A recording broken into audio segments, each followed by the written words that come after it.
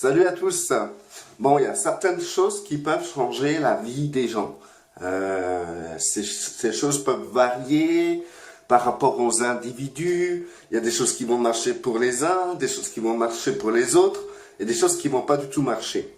Mais ce que je vais vous proposer dans cette vidéo, c'est quelque chose qui marche pour tout le monde. C'est certain. Et cela peut changer la vie de la personne qui mettra cette chose en pratique. C'est du garanti. Je mettrai ma main à couper que cette chose-là peut changer ta vie et quel que soit l'individu que tu es, quelle que soit la personne ou la personnalité que tu es, cette chose te changera ta vie. Donc, ce conseil que je vous donne, retenez-le bien, il est très facile de le mettre en pratique. Il faut comprendre que souvent, nous proposons des solutions à des personnes qui sont pratiquement impraticables ou qui sont très dures, où il faut une grande discipline pour y parvenir et surtout un grand Dieu pour pouvoir tenir ferme par rapport à certaines solutions. Mais moi, la solution que je vous donne, elle est simple. Elle est à la portée de chacun d'entre nous, de n'importe quelle case sociale, de n'importe quelle personne qui ont des diplômes ou qui n'ont pas de diplôme. Cela est praticable même envers ceux qui ont un potentiel d'intelligence très bas. Ce conseil, c'est que ce que vous conseillez aux autres, mettez cela vous-même en pratique. Voilà le conseil. Et je peux arrêter la vidéo si je veux et tout. Mais je vais quand même expliquer, détailler un peu parce que c'est un plaisir pour moi de parler devant la caméra. Donc, du coup, ce que je voulais dire, c'est que souvent, les individus ont la capacité de donner des conseils d'un niveau incroyable. Des conseils plus élevés que n'importe quel philosophe pourrait inventer en étant assis toute une journée au même endroit sous un arbre. Des conseils de surdoués. C'est souvent comme ça. On a tendance à donner des conseils de surdoués aux autres. Et quand nous, on est dans des circonstances, on est incapable de nous conseiller et de mettre en pratique nos conseils.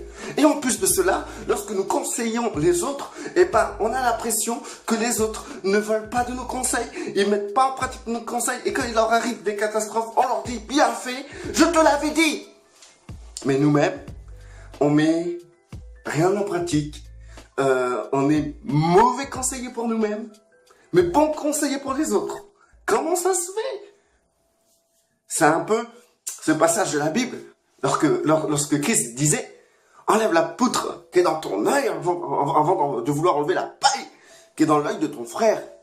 Ôte premièrement la poutre qui est dans ton œil. » C'est vrai. Et une fois que tu as ôté la poutre qui est dans ton œil, tu peux enlever la paille qui est dans l'œil de ton frère.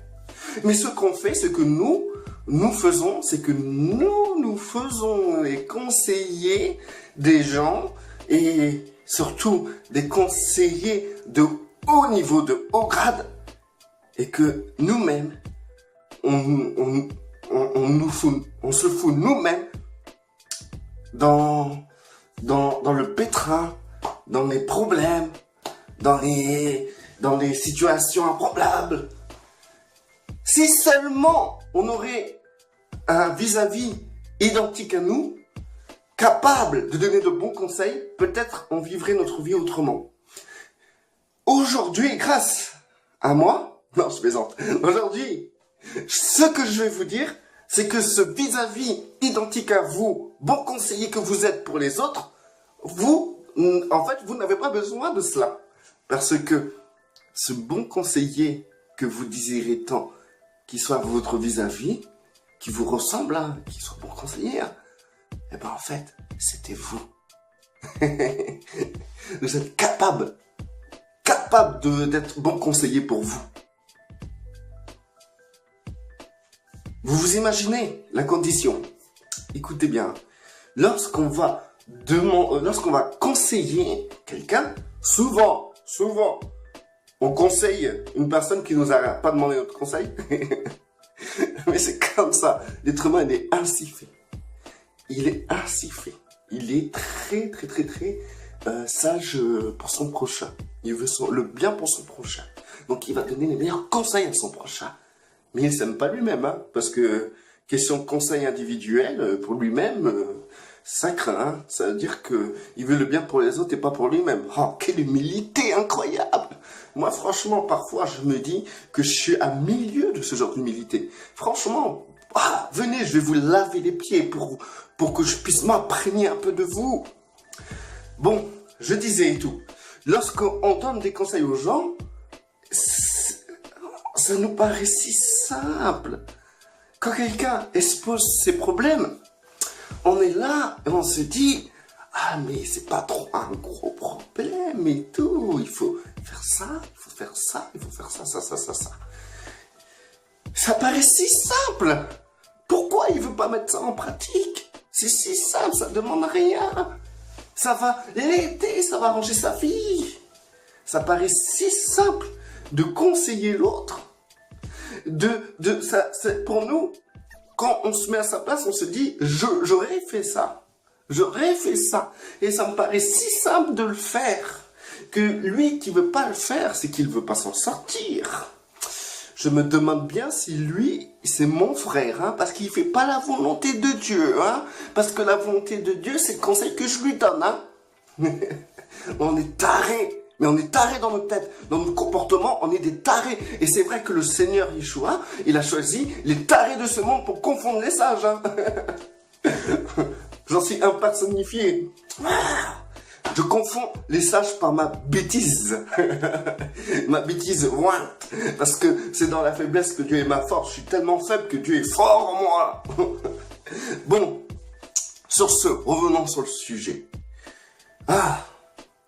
C'est comme ce genre de conseil que nous avons envers nos frères et nos sœurs lorsqu'ils sont dans la détresse et qu'on leur dit « Ah, mais il faut prier, hein. » Le Seigneur, il va répondre. Pourquoi tu t'inquiètes? On est toujours à faire ça, que nous-mêmes, on est les plus inquiets du monde entier. Mais on ne le montre pas, on est fort, mais on est inquiet.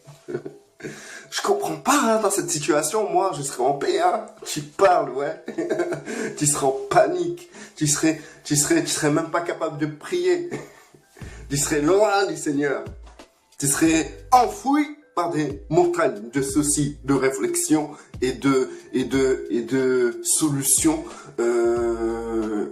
solutions importées par tes propres mauvais conseils. Et oui, hein. Donc, vous avez le choix aujourd'hui de changer votre vie. Le changement, c'est aujourd'hui. Je parle comme un politicien. Je trouve qu'il parle bien, un politicien. Si on parlait comme un peu... Ouais, bref. Le changement, c'est aujourd'hui. Il faut que vous mettiez vous-même en pratique les conseils que vous donnez aux autres. Et vous allez voir, votre vie va changer. Ça va être magnifique. Vous allez avoir une vie remplie. Vous pouvez être le meilleur des conseillers pour vous-même. Parce que vous avez le Saint-Esprit en vous. Et l'Esprit est le conseiller. Donc si vous consultez par votre intelligence cette lumière qui est en vous, vous pourrez trouver la solution à tous vos problèmes et vous pouvez être vous-même, conseiller de vous-même.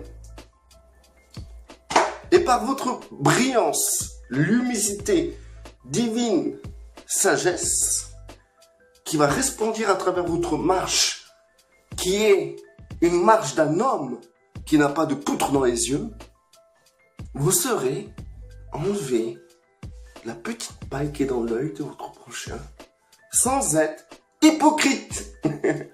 Parce qu'on est des sacrés hypocrites quand même, quand on s'y met. Franchement, on est des sacrés hypocrites. Bon, sur ce, je vais pas continuer parce que je pourrais donner des tas d'exemples, mais ça va se finir en sketch. Donc ça sert à rien parce que les exemples que je voulais donner, ça ça m'aurait fait rigoler tout le long de la vidéo. Mais ça enlève le sérieux de la vidéo. Je peux vous dire, c'est sérieux ça. Hein. C'est très sérieux. Hein. Parce que si vous prenez pas au sérieux ce que je vous dis là, bah, vous allez être un hypocrite avec une poutre dans l'œil qui se croit bon conseiller et qui finalement se fait pas écouter. Et c'est une grosse perte de temps. Parce que le temps, c'est de l'argent. Non, je plaisante. Le temps appartient au Seigneur, il faut le sanctifier. Donc du coup, il faut absolument que vous puissiez bien vous organiser dans votre vie, dans votre manière d'être, de fonctionner, votre savoir-vivre, savoir-être dans la société, partout où vous êtes, partout où vous allez, dans tout ce que vous faites, il faut vraiment être organisé. Moi, j'ai constaté par exemple hier que j'étais quelqu'un qui, par exemple dans le monde du travail, hein, où je travaille, que j'aimais pas genre me tromper ou bien je suis du genre à me justifier. Et aujourd'hui, bah hier, je me suis auto-jugé et je me suis dit, Olivier, voilà, c'est de l'orgueil ce que tu as. Si tu veux te justifier pour un oui, pour un non, même pour des petits détails de rien du tout, c'est que c'est de l'orgueil. C'est pas que tu as peur de perdre ton travail ou quoi que ce soit. Non, c'est de l'orgueil parce que tu veux montrer une bonne image de toi et tu veux imposer cette image en te justifiant. Dans ces cas-là, je me suis auto-conseillé. Je me suis dit, Olivier, ferme-la. Tais-toi. Cherche pas à te justifier. Fais ce que tu as à faire. Fais-le du mieux que possible. Et s'il y a un souci, eh ben, t'inquiète pas. Continue, marche. Et si les gens te voient d'un mauvais œil, tu t'en fous. Continue, marche. T'as pas le temps à perdre. Sanctifie ton temps en te comportant correctement au vis-à-vis de ce que tu es, ce que tu fais et voilà. Bon, sur ce, j'espère que votre vie va changer et que vous allez aujourd'hui goûter au bonheur de votre propre sagesse au lieu d'imposer votre sagesse aux autres ils s'en foutent complètement de votre sagesse. Et d'ailleurs, ils la voient même pas puisqu'ils ont des pailles dans les yeux. Et j'espère que vous serez plus hypocrite, que vous serez authentique. Allez, bye bye.